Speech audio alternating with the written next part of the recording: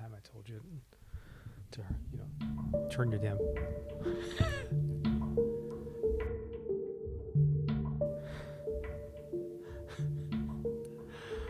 Oh my gosh, we are really... Did they hear that? Yeah, they heard that. They heard you yelling at me.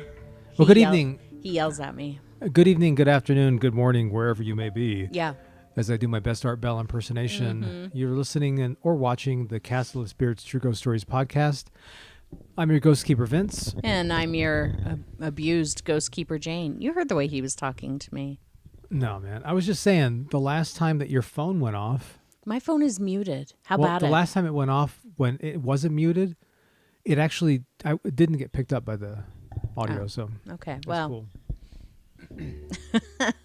It was my fault because I didn't have the microphone muted like I usually do. Anyway, Hello everyone, and welcome to the Castle of Spirits True Ghost Stories podcast. Although tonight, not exactly too much true ghost stories. Yeah, not a lot of ghosts. Because we're doing a very special episode tonight. And tonight is a very special episode, different from every other night. Don't mind Mr. Moon's butt pointing into the camera. Cat butts are weird. What are we doing? Tonight, I thought that we would talk a little bit about UFOs. UFOs? Those aren't ghosts. No, we did do an episode a few episodes ago talking about how it's possible that ghosts... What did I say? UFOs is ghosts? Yeah, or something like that. Shrimp is people. What was that thing? Shrimp is bugs. Shrimp is bugs and ghosts is UFOs. Ghost is UFOs. But that's not, alas, what we're talking about tonight. I kind of had a sighting. Yeah. Just like, what was it, a week ago? About. And I've been thinking about whether or not I should say anything of course publicly because this is one of those things that you're like, well, that was weird. What was that?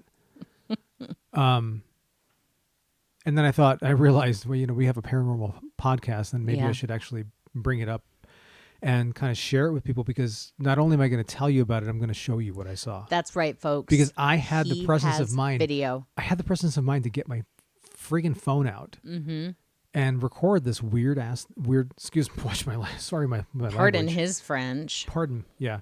Or whatever language that was. Yeah, so, I mean, should I just tell you the story now or no, let's do you save it string them along? because then we'll show the video. All right. All right, guys, at the risk of stringing you along, we're going to string you along a little bit longer to try and get you to watch this. That's right. Or listen to this. We're not going to play the video until the very end, so you have to suffer. And if you're listening episode, if you're listening in podcast land, that's because we broadcast this. We record this live on YouTube every Saturday night. Mm-hmm. And of course, the video is there to watch eternally, onward, afterward, as long as the internet remains alive. And so that's why we sometimes reference things. And if you want to watch, we're actually going to show you the video that I took on my phone a little later on. And if you want to see it, if you're listening, you have to go to our YouTube channel or you have to find us on Instagram or Facebook at Castle of Spirits. We might even put this up on TikTok. Would this be a good starting off maybe. On TikTok? Yeah. And if you're watching on YouTube, if you go and watch this episode on YouTube, you'll also get to see Mr. Moon just absolutely having a love fest on my lap right now. It's not as dirty as you think, guys. It's He's going nuts, though. It's what some people might call cute. It is cute. Anyway, normally we talk about ghosts, but we always talk about paranormal things. And UFOs are one of those topics that are, to me, perhaps a little more fascinating than ghostly phenomena. He's more of a UFO guy where I'm more of a ghost guy. Is that the general impression you got from me when we met? Bruh, your profile picture was a gray. That's true. Yeah, it was. I found this really awesome. It wasn't a profile picture. This was back in the AOL days. Yeah. So I had this, I don't know, were they called profiles? I don't know. It was like your information. You could say your name and also I play guitar and sing or something like that. Or, I play badminton, looking for partners. He didn't play badminton. racquetball partners. He was looking for partners. A partner, not a. partners. Okay. What is this? I don't know. Finish your story. I don't even remember what I was saying anymore. The gray. Yeah, that's right. That was my, quote unquote profile picture. I found this really cool one online, and I decided to use that because I was convinced that would be a better look for me. And this one latched onto it when she saw it. She's like, "Oh my God, I finally found an alien." I was like, mine. So my brother just said in chat that he had a UFO sighting a few years ago. Why are we just now hearing I don't this? know. You but know I we are said, into tell this. me. So as soon as he tells me the whole story, not an abridged story, the whole story in chat, I will tell everyone else. All right. Yeah, sounds good to me. Basically, I have been fascinated with UFOs and flying saucers. You guys, I grew up, in the 70s and 80s. Unlike some people, I saw all the 70s and That's true. And all of the 80s. I saw all of the 80s. Everything after that is not worth it, so just stay there. And the 90s were pretty legit. They were yeah, I guess so, yeah. Anyway. And I grew up on things like In Search Of, hosted by Leonard Nimoy, which was originally supposed to be hosted by Rod Serling of The Twilight Zone, which was another one of my heroes and one of my favorite shows, but he sadly died in 1975, right when they were about to launch the show. Mm-hmm. And so the next best thing was, I guess, Leonard Nimoy. See, I grew up with Leonard Nimoy. Yeah, of course. Yeah, we all did. And, one of my favorite topics was UFOs. I mean, what more can I say about it? The UFO connection, the UFO, why am I spacing on the Betty and Barney Hill movie with James Earl Jones and Estelle Getty? No. Oh my God, I'm so underprepared. Anyway. The UFO incident. Oh, yes. Why are you biting me It was now? a movie based on the Betty and Barney Hill abduction experience, and it scared the hell out of me. It was one of the best movies I've ever seen. And I've been fascinated ever since, and I've always wanted to see. I've wanted to see a UFO more than I've wanted to see a ghost. Oh, see, I didn't know that about you. I don't know that I would have married you. I think that if I saw a ghost, it would scare me. If I saw like Bigfoot, it would terrify me. But if I saw a UFO, I would be like, beam me up. Beam me up, Buttercup. Exactly. Scotty, Buttercup, whatever your name is up there, beam me up. And, I think that I think this is actually a well-placed episode tonight to do this in the year 2025, when just about everybody on the planet, maybe 50% of the people, 51% of the people, would like to be beamed up at any moment. I mean, just, just bring on the ET arrival. Take me up. Let's have it. Let's blanking have it. And if you got to probe me, I mean, I feel like I'm being probed every day without benefit of having an alien behind me. So anyway. My brother gave his... Yeah, I'm cutting you off. You're done. Thank you. He gave a quick version of his story in chat. He said he saw some lights out west that didn't behave like regular lights. They were orange, and at first it was just one, then it ended up being a few more. They're moving in varied directions. Their speed was not like any aircraft that I've seen out that way before. And they lived in Okinawa for a couple of years, and he said that they saw something similar out there.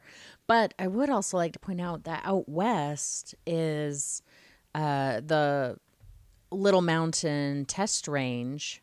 They test a lot of bombs and things like that. As Sometimes far you as hear I know. them. Sometimes the house shakes. Sometimes you feel them. Yeah. No, you don't hear them. Yeah, you feel them. Probably 15 miles or so from here. Yeah, big bada boom. Yeah, and our house every once in a while will go boom. Anyway, so I mean, it could have been something out the bomb range. Who knows? But I mean, but would it be something visual that you could see? If they're just blowing things up, and they blow things up underground. He said it was not from the range. Oh, well, And he hasn't seen anything like that since. That's pretty creepy. He also doesn't drink. Yes, he during does. the day. What? Oh, yeah. Well, did you see him at night? Wow. Yeah. Anyway. I'd be very interested in hearing from some of our listeners and viewers of YouTube about your personal UFO experiences, if you have any. I have one. Just because Castle of Spirits is like, a supernatural ghost type thing doesn't mean that we don't like to hear about it's paranormal. We want to hear about all of it. And in fact, I actually had a request recently to inject a little bit more true crime into the podcast. Okay. Yeah, so we can probably do something like that too. We also like true crime. Like UFO true crime? Is that a thing? Do you want to read first or do you want me to read first? What are you talking about? Oh, reading. Yeah, we actually have quite a few... Several pages of stories in the castleofspirits.com website, where we have almost 5,000 real stories submitted over the years, ever since the website was started in 1997 by Rowena Gilbert. May she rest in peace. And yeah, we plucked a couple out that we might like to share with you. I will let her do the honors tonight. Oh, I get to read first? Yes. All right. Let me grab my story. And if you're ever interested, you can check out castleofspirits.com. And you can read all these stories for free. There's a handy dandy search feature there. Type UFO, bring it all up. All right. Type ghost and it'll bring it all up. It'll bring everything up. So my story that I'm reading is called UFO in Oklahoma. And it was submitted by Anonymous in, surprise, Oklahoma, USA in August of 2001. Wow.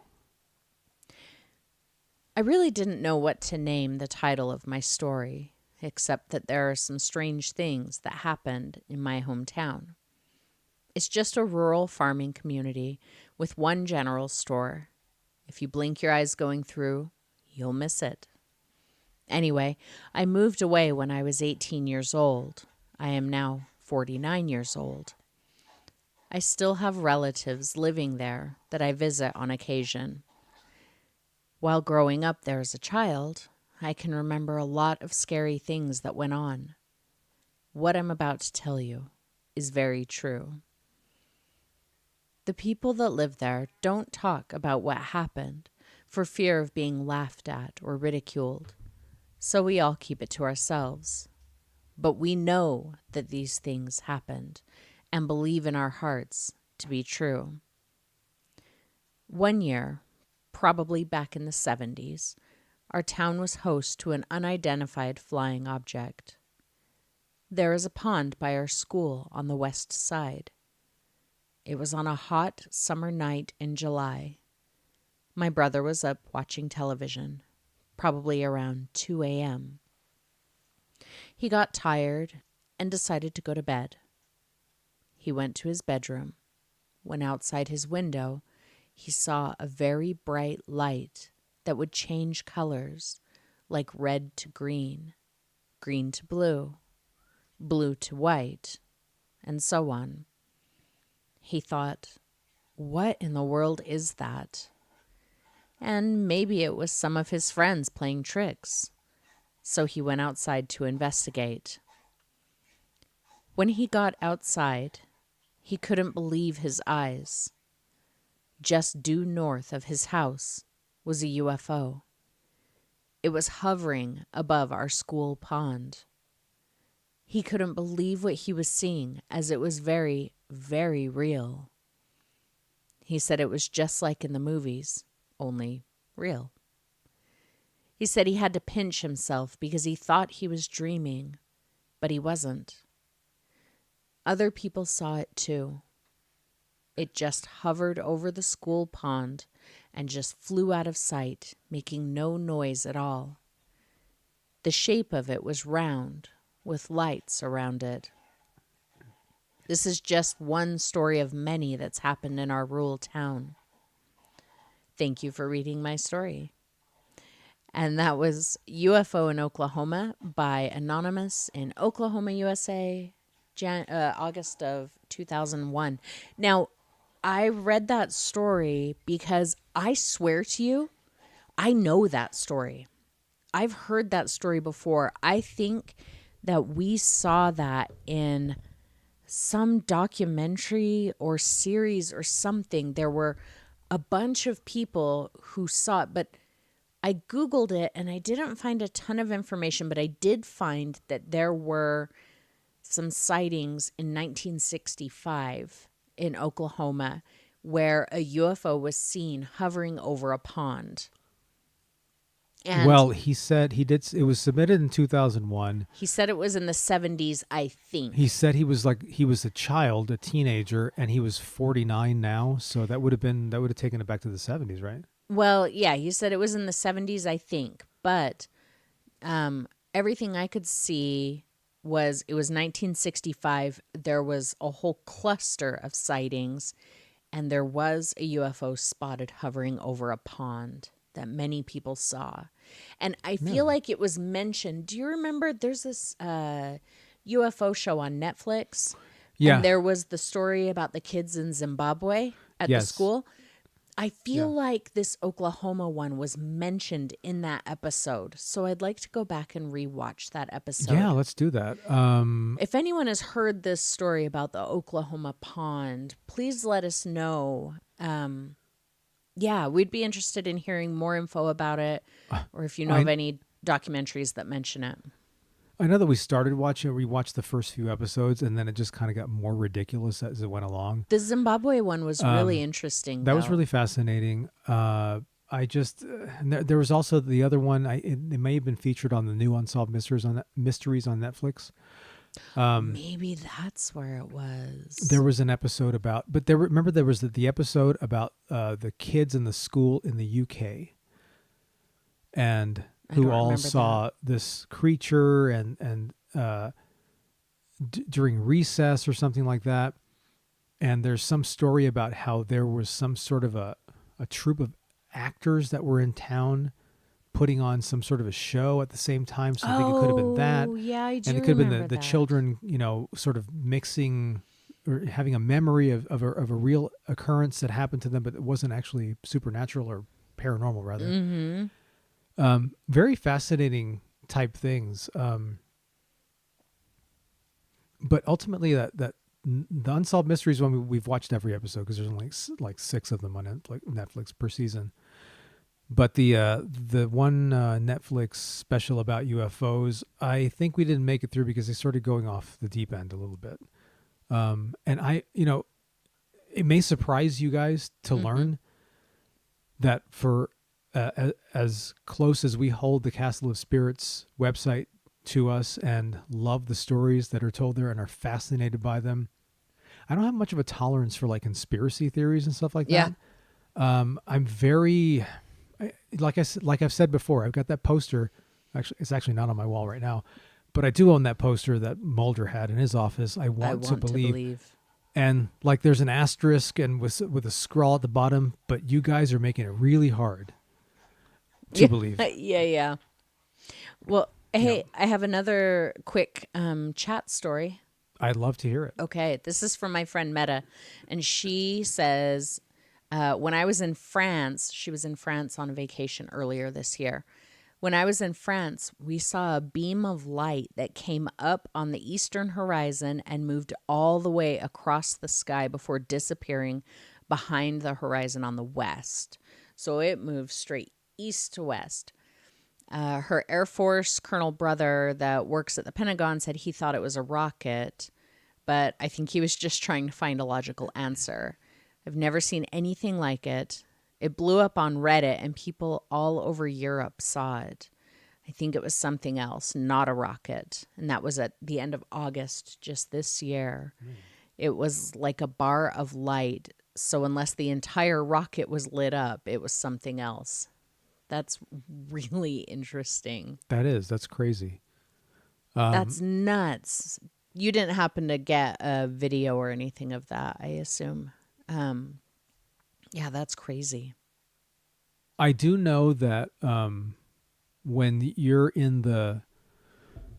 people are in the throes of an experience, of a sighting or whatever it is, the last thing you really think of is get the little glass rectangle out of my pocket and unlock it with my thumbprint and find the camera button and make sure it's pointed in the right. Like, there's a lot. Unless you are me.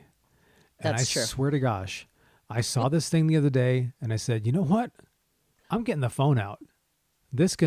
I'll tell you the story. But first I got to read another story. Meta has pictures. No way. Okay, send it. You got to send me those pictures, friend. Well, I mean, if you want to. If you don't want to, that's up to you too. No, she's got it. Oh. Vince said you have to. Sorry, I don't make the rules. But I found this really cool story on the Castle of Spirits website. It was submitted by Anonymous in Italy in May of 2000. I know this story. 25 years ago. 25 and a half years ago. And this is called Strange Things Happening Above. Great title. I almost read this one. Well, then, don't ruin it by telling people what happens in the stories, because this is very exciting for me. Okay. Anonymous says, "Hi to all. I've got a few weird stories to tell, but this one is really cool. This happened in July 1997 at the return from a Kiss concert in Geneva, Switzerland. Rest in peace, Ace Frehley. We returned home to Italy after the long trip, and it was pretty late, around 3 a.m. I said to my friend that I wasn't sleepy, and he wasn't either, so we decided to go out to a kiosk in the outskirts of our city, Turin, Italy. This kiosk is particular because it's on the top of a hill, and from there you can see all of the city. It's also a beautiful place to go camping. Anyway, we parked on the local plaza where there's usually a flea market during the day, but at night it's just a normal parking spot. We were sitting in the car with the handbrake pulled, obvious because the car would have rolled backwards.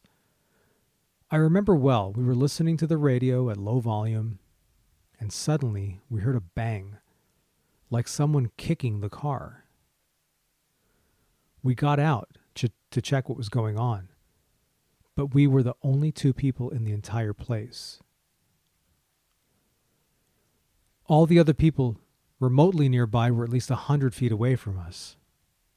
We jumped back in the car and thought that was probably just a bird or something that had hit us. But about a minute later, another bang, or kick, whatever you like, again. This time we didn't move, but we felt that the car was moving in reverse. Impossible if you have your handbrakes engaged. We turned on the lights and the car was moving toward the edge of the hill. My friend turned on the car, put the car in gear, and we fled down the hill as fast as we could. I don't know if I should associate this event with ghosts or UFOs or some other strange phenomena. I just know that as we were descending the hill, it felt as if something were following us and watching us from the woods. For the interested, the hill's name is Col d'Elise, situated in Torino, Italy. And that was Anonymous from Italy in May 2000. Strange things happening above. I likely picked that story because I associate kind of hanging out in the car in the evenings, back in the old days, with my good friend Glenn. We used to back in the old days when we were young and invincible, we used to smoke cigarettes and drink coffee. We didn't really actually drink or do anything else. And we would sit and we would listen to cool music. And although we never had a paranormal experience occur to us. But you didn't tell them where you would sit and listen to music. Like, the setting, I think, is important. Well, there was a reservoir in my hometown called Uvis Reservoir. And we used to go and drive through the hills and, park up there, turn the lights off and just kind of listen to music and, hang out and talk about all the beautiful women that we'd someday know. Never meet. The beautiful women that we'd never meet. and how we would handle that. We would talk about when we were going to quit smoking and why. Mm-hmm. We'd never talk about growing old, but we would talk about being young forever. Okay. And one of the things that never occurred was we never saw a UFO in the sky. Well, glad we brought that up then. But you're messing up the walk down memory lane, man. Sorry. But I can imagine how it would have felt if the car had started going in reverse at the same time I saw a weird UFO type thing. But I actually have a better story for you. A better story? No, I like it because I don't think. Okay, so we assume that aliens are organic life forms, organic carbon-based life forms that have a certain shape and can think and communicate and do, because that's what our understanding of life is, and that's what our understanding of intelligent life is. But that doesn't mean that that's what it is. Right. UFOs could be drones. We have drones.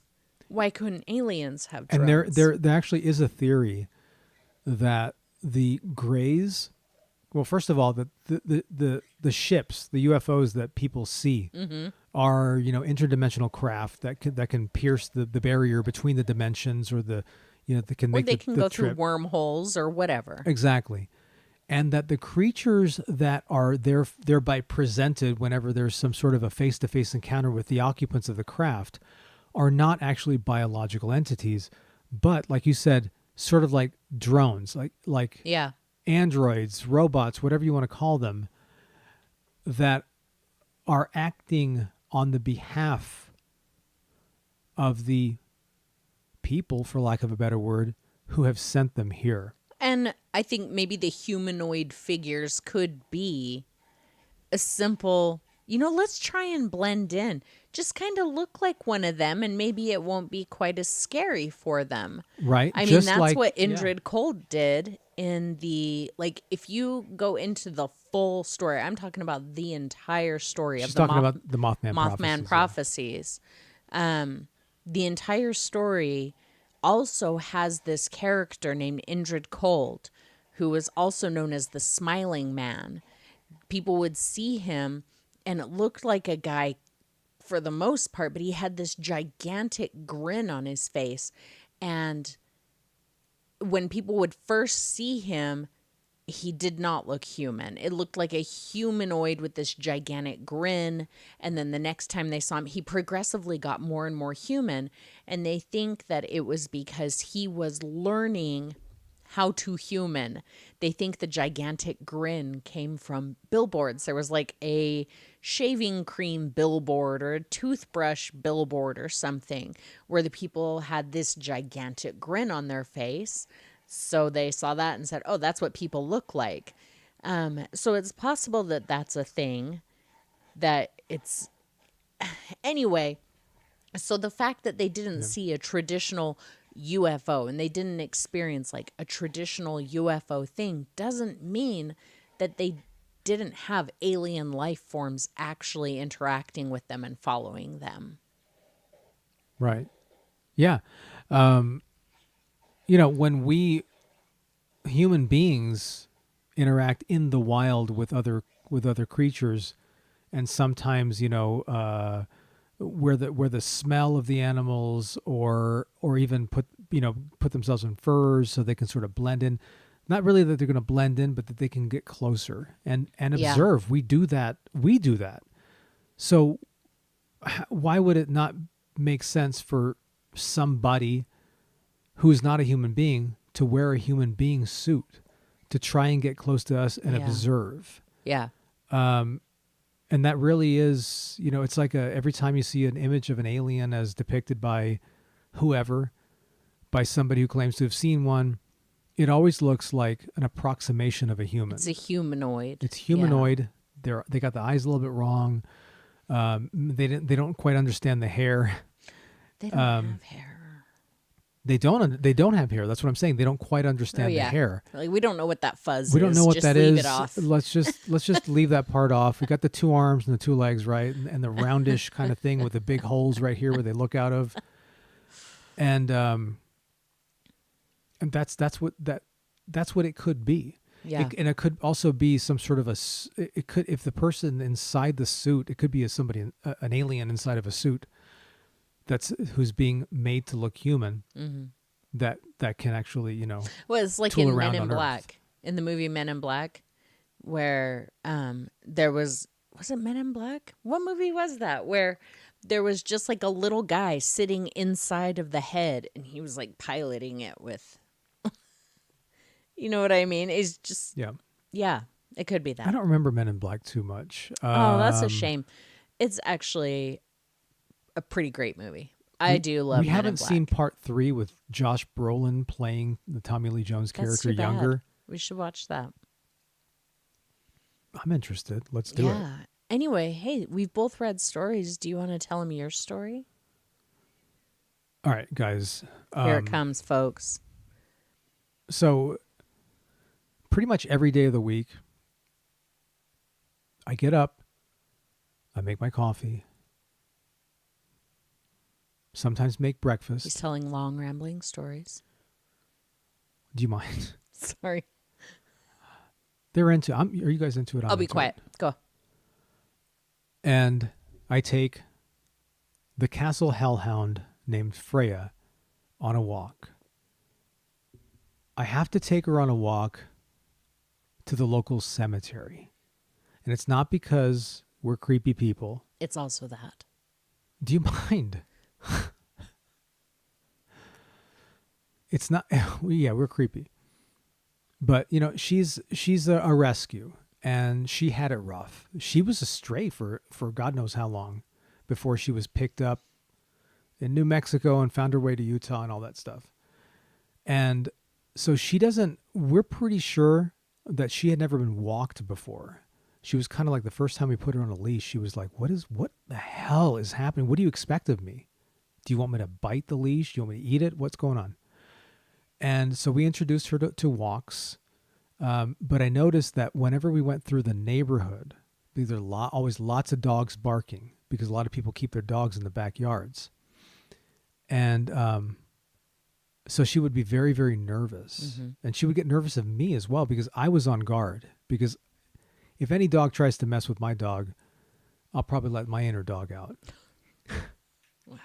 And it's spelled D-A-W-G. Oh, boy. Anyway, so we found that if we take her on a walk in the cemetery where there's like rarely any living people anyway, this has become her favorite place in the world. It's her safe place. It's a cemetery that is literally about a mile from our house, but it'd be awesome if we could walk there, but she's terrified to go through the neighborhood. So we climb in the car and we go to the cemetery and we jump out and we walk around. I like to get there as early as possible before the riffraff comes and shows up and starts, doing things like, visiting graves and stuff like that. I like to be gone before then. And letting their dog run through the cemetery off leash. If you take your dog for a walk, please put it on a leash and also buy some bags. I can't tell you how many people just let their dogs do whatever the hell they want. I am not that person anymore.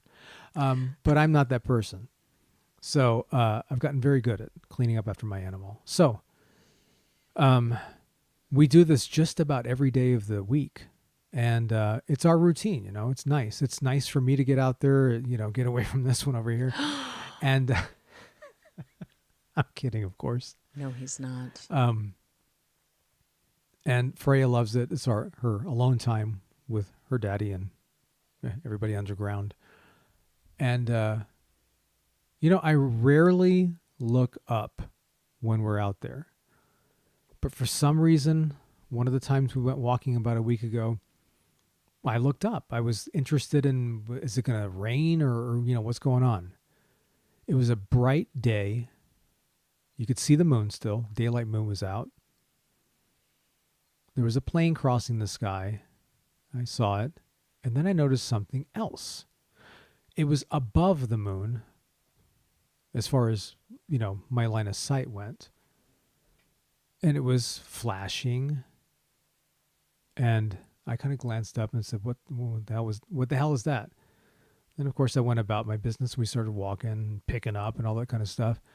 I kept looking up at it because I was drawn to it. And it wasn't because of anything in particular that was freaking me out about it. It was just had a feeling of being drawn to it. Continue to look at it. And so I said, well, I gotta share this with Ghostkeeper Jane. So I pulled out my phone and I started recording. I got a few different recordings of it, trying to zoom in, trying to get the stabilization going and stuff like that. And I brought it home and I thought, what am I going to do with this? I just showed it to her and, so I would like to, with your permission, I would like to actually show it to the viewers of this video right now. Permission granted. Okay. So, she's but going I to show you didn't the realize video. that you had watched it for a little while first. Oh, it was there. It was I there. thought that you just were like, that's peculiar phone. No, I made 3 videos and they were each like 20, 40 seconds long. Oh, I only saw the one. I edited it down to a 33-second video and of the greatest hits of my UFO sighting. And I want you guys to look at it and tell me what you think it is. I mean, maybe kind of hard to see. You'll definitely see what I'm talking about. Okay. If you want to go ahead and play the video. Yep, here it comes. Okay. So you guys can still hear me as I'm talking. There was the daylight moon and just above it. Yeah, you can see it flashing pretty bright. Yeah.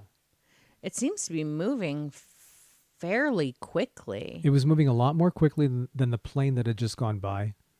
And we're talking, it was a plane going in for a landing at the airport.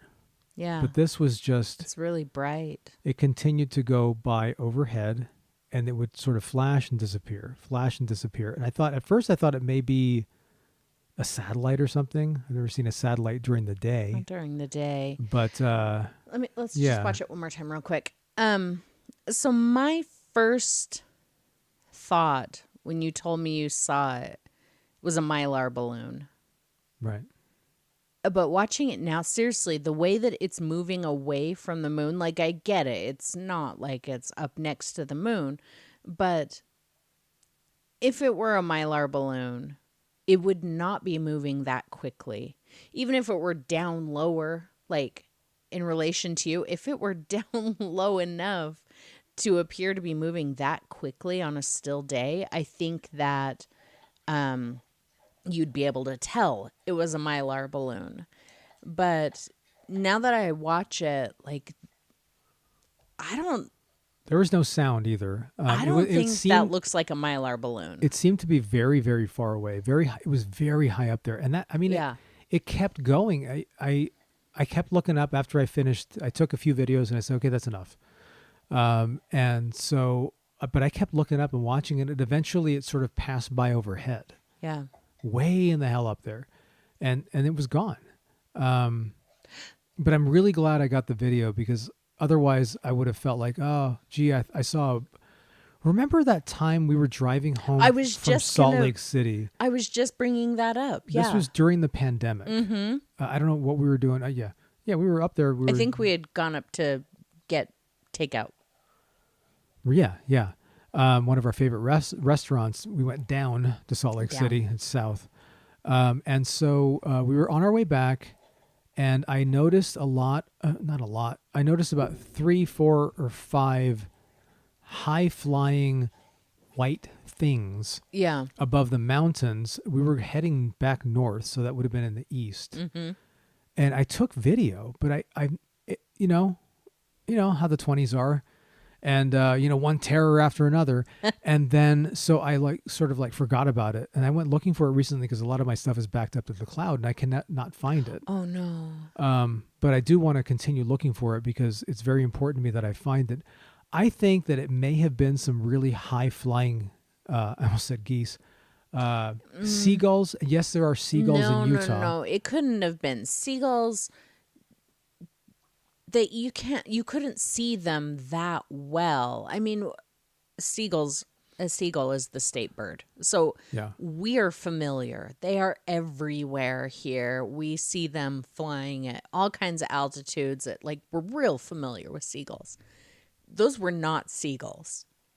I don't know what that was, but this was in particular was one object.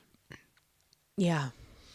One thing that makes me think, because I'm a fan of Occam's razor. Yeah. Did Vince take Freya out for a walk the castle hellhound Freya for a walk, look up in the sky and see an alien visiting our planet? Or did he look up and see a Mylar balloon that had been let go from some sort of a party or a wedding or something like that? And I know that now I actually have an experience to share about how far these balloons can go. Not Mylar. Back in the 70s, I was a child, and so was my little sister. And it's when we lived in Maryland, and we were in grade school, and the school had a thing, where we all let our balloons go, and we wrote our names, our addresses and our phone numbers or whatever down, and we said, we sent it up on this date. Yeah. And one day during the assembly at school, they said the biggest, the farthest that any, what's supposed to happen is the balloon's supposed to come down and somebody's supposed to find it. Mm-hmm. Call the school and say, hey, I'm over here in New York and I found your balloon. So they can tell how far the balloon went. Mm-hmm. And my sister's was the one that had gone the farthest, and it had gone something like 250 miles. It was absurd how far it went. And I remember thinking, kind of being lost in thought about that, thinking that little balloon that she let go right here went flying all the way up and didn't get deflated or blow up when the sun's rays hit it, but it went really, really far. The little balloon that could and did. And who's to say that wasn't a Mylar balloon that somebody let go or that got away? Maybe it was a really big one too. They have some really big ones. Yeah. That's why I was zooming in to try and get Mylar is heavy though. Yeah. It's heavier than a regular balloon. And they don't tend to, it seems like they don't tend to stay inflated quite as well. But really? I don't know, as high up as that thing was, it was really high up, you could tell. It was kind of flashing, which if it's Mylar, you could say it's spinning and only one side is reflective. But it was moving really quick. Yeah. And it has not been, particularly windy recently. By the way, if you guys are listening in podcast land and you are loath to watch YouTube videos, I will be posting a video, this 33-second sort of a best of video on Instagram and Facebook. TikTok at Castle of Spirits with a little bit of commentary, so you guys can go check it out. Mm-hmm. And do let us know what you think. Has anybody in the chat room let us know what they think? No. Okay, so they're not really watching; they're just parked. We thank you for your support. Yes. I think they're just stunned. They are. They're stunned into silence. Yeah, they are. We have shook them. They are shooketh. And it was interesting that just tonight before we went on the air, I looked at our Facebook page, speaking of social media, and I noticed that a friend of ours named Nicole had liked one of our posts. Oh, yes. Guys, I have something to share with you that I've been wanting to share with a lot of people for some time. You will be shooketh. Yeah, and that one of the reasons we're not saying her last name. Mm-hmm. Backstory. I've always been fascinated by the Travis Walton Fire in the Sky alien abduction story from 1975. It's the kind of story that you hear and you think, why would anybody lie about this? Right. But as you guys know, probably from listening to this show, I tend to be more fascinated by the reasons why somebody would try to perpetrate a hoax, or I'm also fascinated with the way hoaxes sometimes take hold and they become part of the, the zeitgeist or something like that. And, one of them was the Amityville Horror. The Amityville Horror, it could have been any story. But it was just that story was the one that was kind of selected by fate to be the story that everybody heard about. Yeah. And I think the Travis Walton story was one of the ones that really captured the imaginations of people. I remember looking at, it wasn't Reddit, it was IMDb actually, the IMDb page for the Fire in the Sky movie. And there were a lot of people talking about how Travis Walton and friends were from Snowflake, Arizona. And so a lot of people were saying that the vast majority of people who live in his hometown don't believe him. They think that and if you guys aren't familiar with the Travis Walton story, I'm not going to really retell the story here. Yeah, you can easily it was just Google some it. loggers that that were up in the mountains logging, and one of them was abducted and was gone for a few days. Then they found him, and the whole town thought that they had ganged up on him and murdered him or something like that. They thought it was. And so, as it turned out, they said no, he was abducted by a craft of some sort, and so there's been a lot of material out there. There have been documentaries, In Search of episodes, and now this episode of the Castle of Spirits podcast. But what's really interesting is that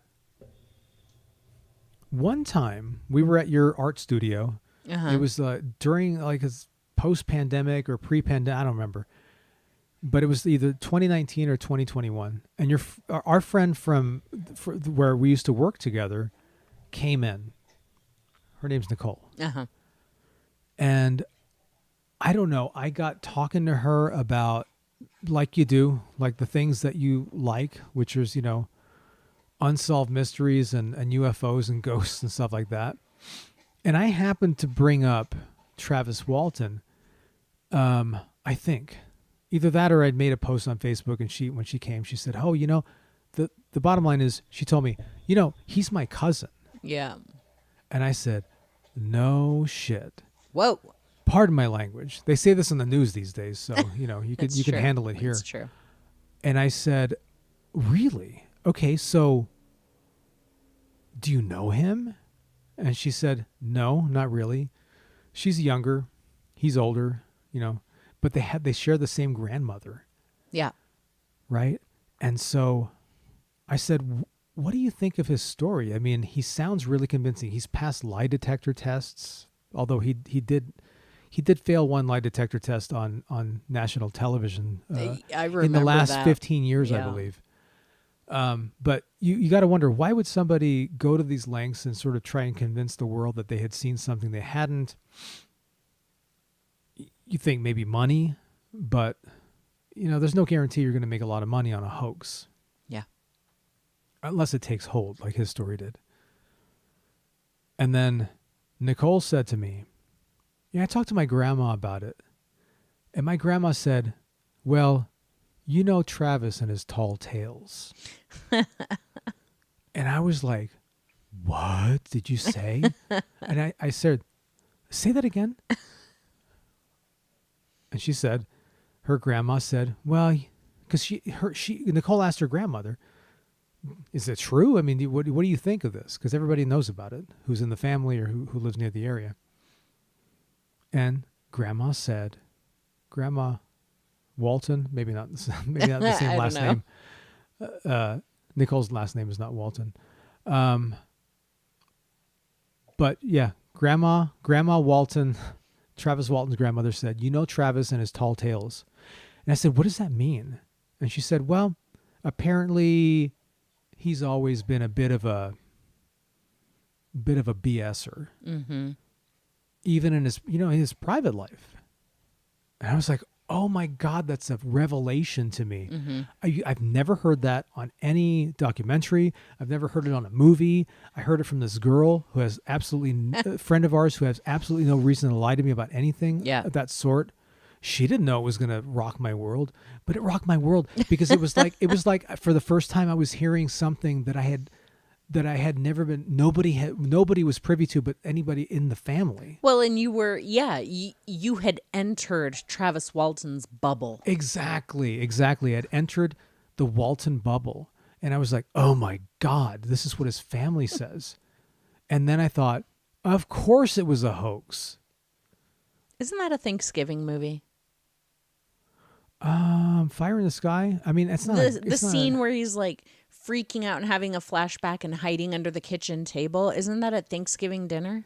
It might have been, but there was so much fiction in that movie. What I'll say is that the movie was so different to what has been reported. The real story. by Travis Walton, by his friend Mike, and all the other people that were there. But the thing is that there was also an Unsolved Mysteries episode about recent one, the ones that they've rebooted it in the 2020s and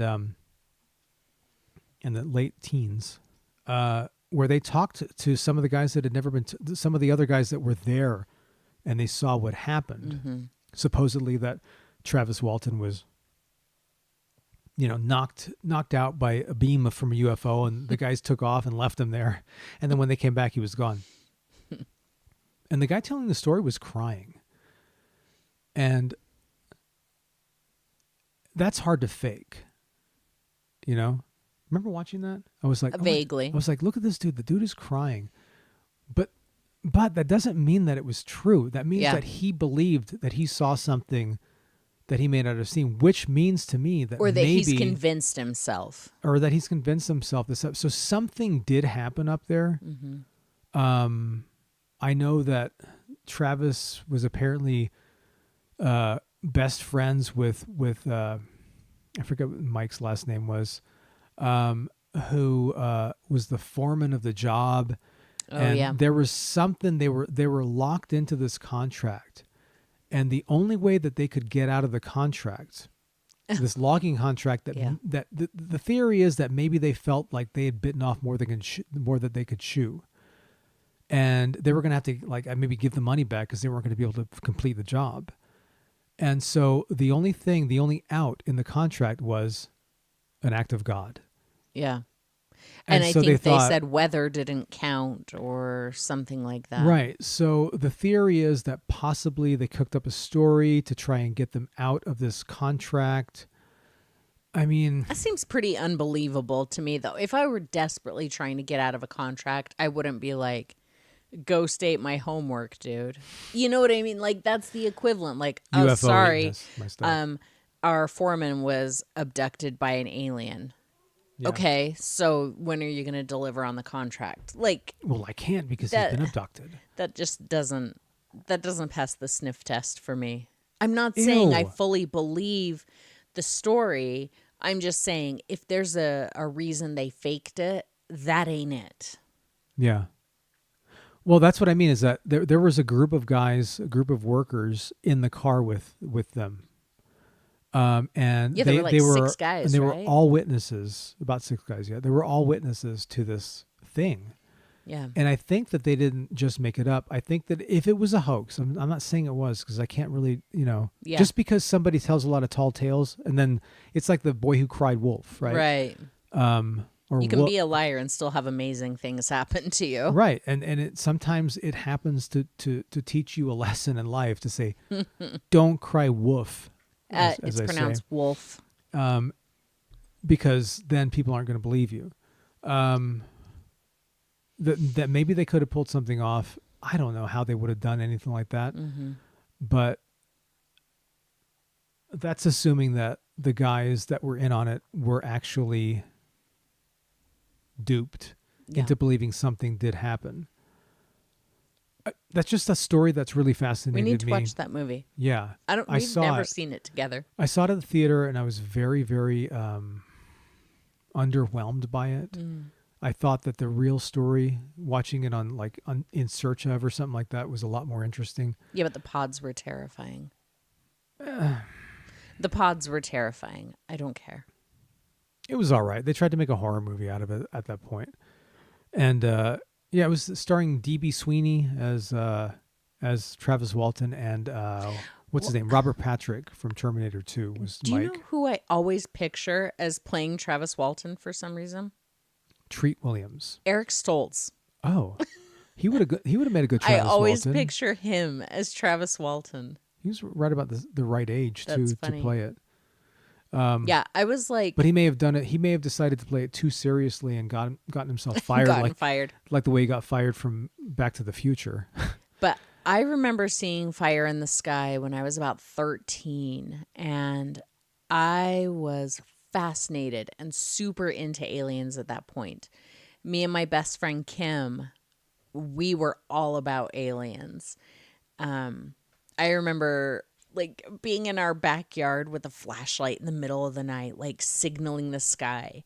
And I remember being so freaked out. What if we contact something? Like my little plastic flashlight was gonna, reach past the roof of my house.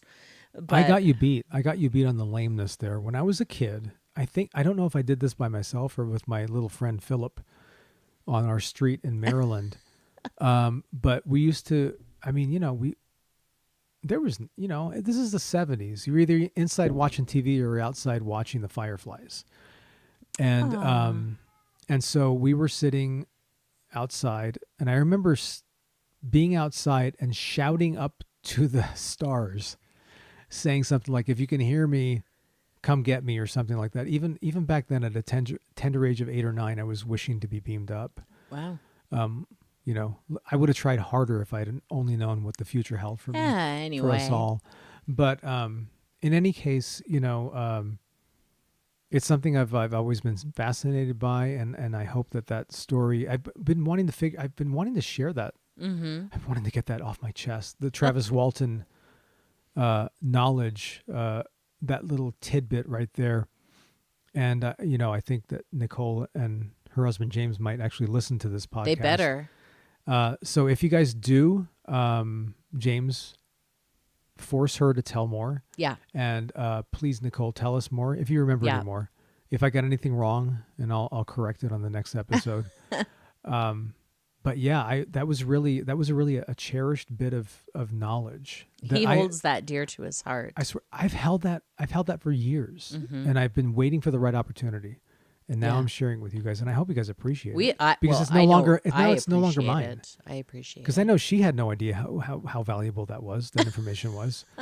And I was just like, it's like when you hear something, you're like, oh, I have to tell somebody. I have to tell somebody. I had, back in the pre-intranet era, back in the mid 90s, I had one of those. I have always been waiting for social media to come along and connect me with the world, which is probably why I'll never leave it. The world? Social media. Oh, gotcha. But I remember I was reading Jack Kerouac's On the Road? No, it wasn't On the Road. I did read that. I believe it was called The Railroad Earth. And I think it was a kind of a short. Anyway, if you're a Kerouac fan, you can just email me and tell me what a bonehead I am for misremembering it. But I was living in the city where I grew up in California, called Morgan Hill. And the city next door, just south of us, was Gilroy, garlic capital of the world. And I'm sitting there at 11:30 at night, reading this Jack Kerouac book. I was in my early 20s, and he mentioned being employed on the Southern Pacific Railroad that went from San Francisco to LA and back every day. And in that story, he mentions my town, Morgan Hill, the train going past El Toro Mountain and stopping in Gilroy. And I was just reading this at midnight, and I was freaking out because there was nobody I could tell. I couldn't call my friend. It was too late. I don't know. So it was one of those experiences where I was just like, did you hear what she just told me? But now I've seen one myself. Well, congratulations. And I'm not one to tell tall tales. Huh? What are you talking about? What is that? I don't know. I don't tell tall tales. Okay. What? Nothing. She's looking at me like she's got the goods on me, and it's not true. Of course I do. But so that's that, guys. Yeah. So we went off there for a while. Well, quote, we went off there for a while. And we've been going now for about an hour and haven't gone into any of the other things. Should we go longer, or maybe we should just do a UFO part 2? What do you guys think? Should we do a UFO part 2? What were you going to say? What were you going to talk about? Oh, I had a true, a real life case to go into, but guys, I don't see why we can't do that now. Why? Let's do part 2. No, No, listen. yeah, no. I want to do a part 2. These are the decisions that are made on the fly. They are. In the old days, before we recorded these live, this would be cut out when we'd have the argument about saying, "No, let's just do it now." It's It'll true. be an extra special episode for, for people who want a longer episode. That's true. Well, okay, so I did get a request to keep going. So I'm not going to go into the story that I was because seriously we'll be here for like another hour because, that's how we are. But I did want to talk about like my UFO experience that you didn't even ask about. Sorry, I was just rambling. I'm on the spectrum, guys. Aren't we all? Yeah. So ask me if I've ever experienced. Just make me feel part of the conversation. Oh, so Ghostkeeper Jane. Oh, yes, Ghostkeeper Vince. I don't know. Have you ever seen a UFO? Kind of, I think, maybe. Do tell. So I was talking about my friend Kim when we were kids, and I would always spend the night at her house. Like every weekend I was over at her house, and she had a trampoline in her backyard. And there is nothing quite like sleeping on the trampoline at night. Like that's the best thing. But then you wake up in the morning and you've both fallen into the middle and the sun is beating down on you and you're hot and sweaty and uncomfortable and, face to face because that's how trampolines work. So they're great to like hang out on all night. But they suck to wake up on in the morning. But anyway, so we would lay there all night long and stare at the sky and like the stars, and we would look for UFOs. That's always what we said we were doing. We're looking for UFOs. And now I know that probably a lot of what we were seeing were satellites. We would just watch and we would look for something moving.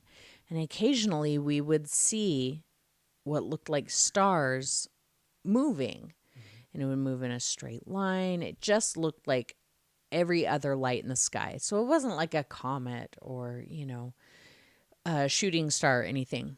But I swear quite often we would see where, we'd both be watching one that was slowly moving across the sky, and all of a sudden it would go pew, and it would be gone, and we'd see it down like in another spot in the sky moving. And one night we were joking about all of the UFOs going to a convention. And because we watched and there were all these lights that we could see that were moving from where we were laying. Yeah, it would have been from east to west. And we'd watch them and all of the lights were going east to west. And then we didn't see any for a while. And we thought that was strange, but we kept watching. And a little bit later, we started seeing them again, but now they were going west to east. And so we would joke that they were coming back from the convention. But yeah, sometimes we would see them and they were changing colors, it looked like. And of course, that could be like the refraction through the, the atmosphere or whatever. But the seeing them kind of shoot from one space to another and then going west to east. Because as far as I know, satellites revolve around the planet in one direction. I could be wrong about that. But anyway, that's my UFO story. I know it's super lame. I was going to say, I was 13. I was excited. There's a lot of evidence. Weren't we all at that age? There's a lot of evidence to indicate that you could have been seeing satellites, because even though that was a long time ago when you were at that age, they did have satellites. It was even longer ago when you were that age. Well, they had satellites when I was a kid too. Well, we didn't have Starlink. No. Our minds probably would have been blown by a little line of stars. Yeah. But yeah, I was going to say, there's a lot of stuff out there. I mean, there's like, the number is like mind-boggling how many satellites there are out there at any given time. Well, and satellite is a very loose term. Yeah. Like, you say satellite and you think of, oh, we launched a satellite into space. But a satellite is anything orbiting the planet. Some of them could be rocks, but some of them can be space junk too. Like when shuttles go up and the blaster or whatever falls off, it's now a satellite. like our planet is just covered in satellites. I'm surprised we don't have a ring. We kind of do. We are the only planet that has an artificial ring. It's not like a Saturn ring, but yeah, we've just got a pile of garbage orbiting. I mean, that's so Earth, isn't it? I was going to say that is so appropriate. It's very on that brand. I can't even believe it. I mean, God forbid you should ever, like, depart the earth on your, like, say, beam me up. It was a Buttercup, and then you get Beam beamed me up, up, Buttercup. and you impact a friggin', some sort of, toilet ejection or something like that, and you don't get to your They would have to planned wormhole destination. long before that part of the atmosphere. They would. I would also like to make a shout out or a call out. Do it. To any alien life that may be listening to this show. Mm-hmm. I don't know if you know who I am. They do now. But I live in the Castle of Spirits, and I would like a ride. I got my thumb out, and I'm saying, Andromeda or bust. Yeah. And, like I said before, I think I might be okay with a probing or two. I mean, not like I enjoy it or anything. I'm just saying. We've all just learned something new about Vince. There's just a trade that has to occur, and I'll do that. And I'll tell you everything I can about our culture and things like that. But I would like to, but she's got to come too. Oh, he and likes animals. me. He really likes me. Well, and Freya would have to come. The cats can, somebody can. Curtis can come. Cats can fend for themselves. Curtis will get 2 new cats. Yeah. Because he needs 18 cats. And you can have our stash of like old remote controls and things like that. Wow, this is getting weird. As you wish. And these microphones, they're worth a little bit. Yeah. So just a little bit. So yeah, guys. I hear some music playing in the background. I do hear some music coming down the hall. I think the ghosts are feeling a little left out because we didn't talk about any of them today. Yeah. Oops. Sorry guys. The castle is getting very vast though, and you might want to keep an eye out for future ghost adoptions that we might be offering because there are just way too many. Yeah, if anybody'd be interested in adopting any of our ghosts, just let us know. Reach out at castleofspirits.com. There are many ways to get in touch with us. If you have any crazy stories to share about your own experiences, paranormal, any kind of paranormal experiences, don't have to be true ghost stories. Yeah. Let us know. And, if you like this podcast, tell a friend. Yeah. And, if you hate this podcast, which I'm sure many of you do, then you should just go ahead and tell 2 enemies because, sharing with your loved ones is great. But sharing with those you hate is that's like the very definition of humanity. I like that. I like it We'll too. go with that. Yeah. So, yeah, hit us up on all the socials and we will see you guys next week, maybe for the UFOs part 2. Part 2.